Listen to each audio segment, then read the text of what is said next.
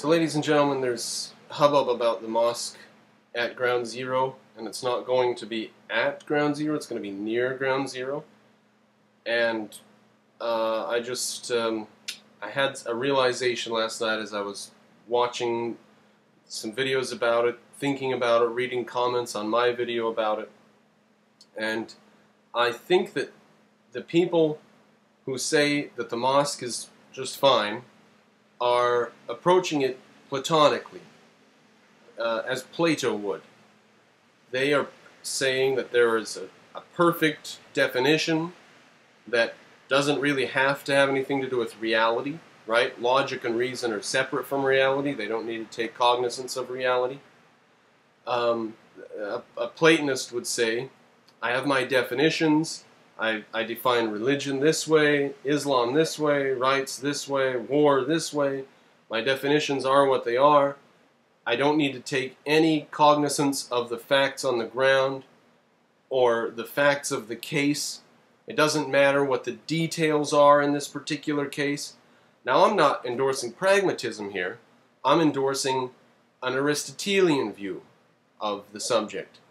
It would be, I believe, irrational and short-sighted and frankly dangerous for us to ignore the implications of a mosque being built at the site of the destruction of the World Trade Centers.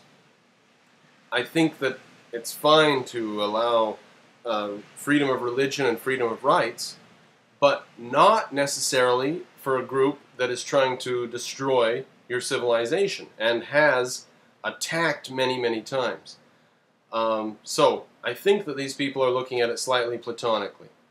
I hope to maybe change some of your minds on this. You think that you can just ignore the facts on the ground.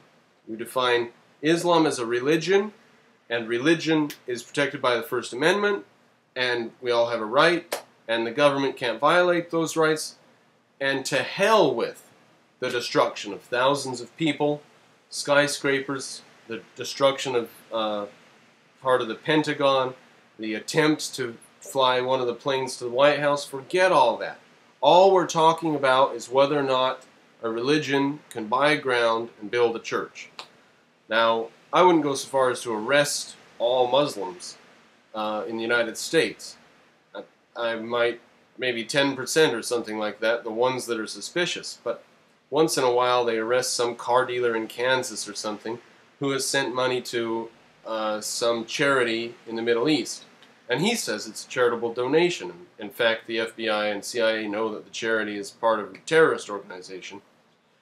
Now, it's fine for us, as I was saying earlier, to have rights and everything, but the concept of innocent until proven guilty is a concept that belongs in pedestrian law, in the law of the citizenry. When you're talking about the deaths of hundreds of people or thousands of people, I mean, any airline that they take out and blow up would be 100 or 200 deaths. But thousands of deaths is what we're talking about. Innocent until proven guilty is for individuals. It is for civil law. It is for pedestrian law. Guilty, and we're going to kill you now, is for wartime. And to preserve civil law and to preserve our pedestrian rights and to make sure that we don't have a Taliban driving around our neighborhoods beating up any man that doesn't have a beard, to preserve our liberties, we have to take a very no-nonsense view during wartime. And I think that the Platonistic view of this, and just saying we have our definitions, Islam is a religion, we have freedom of religion, therefore Islam can build a mosque wherever it wants, or wherever they can afford, or whatever. I think it is a travesty and an atrocity in and of itself. We're talking about the deaths of thousands of people. We are not talking about freedom of religion or your right to private property. We are talking about aggression and acts of war. We are talking about people who are murderous, suicidal ideologues. And to say that we want to preserve their rights is to give up our rights, because they are in business for the destruction of our rights, of our civil way of life, of our pedestrian law. So, innocent until proven guilty is lovely, and if we want to protect that code of law, then we need to do certain things like destroy the countries that attack us, as we did with Germany and Japan, and we need to stop the advance of countries that are trying to destroy us, like we tried to do in Vietnam and successfully did in Korea. We need to protect ourselves. And I don't think that we're protecting anyone or anything by allowing mosques to be built and people to worship in them near ground zero.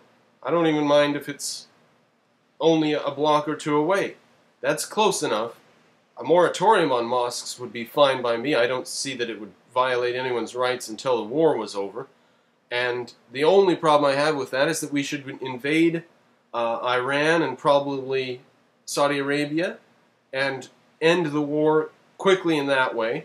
So I wouldn't countenance taking away of rights unless we're going to get the damn war ended. But I do want to say that people who think that we can just define pedestrian law as applicable to acts of war, that is dangerous. These people mean business. They are deadly, suicidal, dangerous ideologues.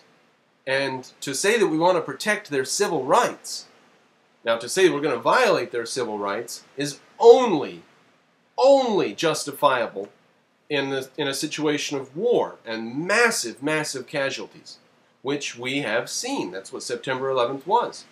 And we'll continue to bring the casualties to their countries. That's the only defense that we have. We should do it quicker, but we can't let them keep advancing in our country. I think that mosques are fine, but not that close to the World Trade Center, and maybe not even New York, and maybe a moratorium on mosques. Because, again, we're not talking about pedestrian law and innocent till proven guilty. We are talking about suicidal murderers. And we are talking about the violation of rights en masse. They are willing to kill Muslims while they're trying to kill Americans. And most of the bombings and stuff going on in Iraq are not necessarily directed at Westerners. They're one group of Muslims attacking some other group or something. So we need to quit thinking of Islam as just some religion and start thinking of it as a political movement that is bent on the destruction of the West. It's a dirty situation. It's a horrific situation that we're in. But pedestrian law does not apply to people who are out to kill thousands or more. We need to protect our rights, not their rights. And there is, in this case, a clear distinction between our right to life and their right to build mosques and advocate for this militaristic destruction of the West. We can't look at it like Plato and say, we got our definitions, to hell with reality.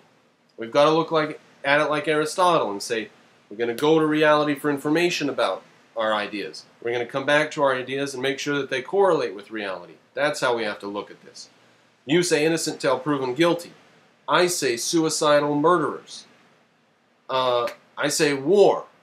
You say rights and freedom. I say we need to protect our rights and freedom by stopping these people, not by pandering to them and allowing them to build mosques wherever they damn well please. Like I said, I might even countenance a moratorium on mosques, especially if we announce we're invading Iran tomorrow.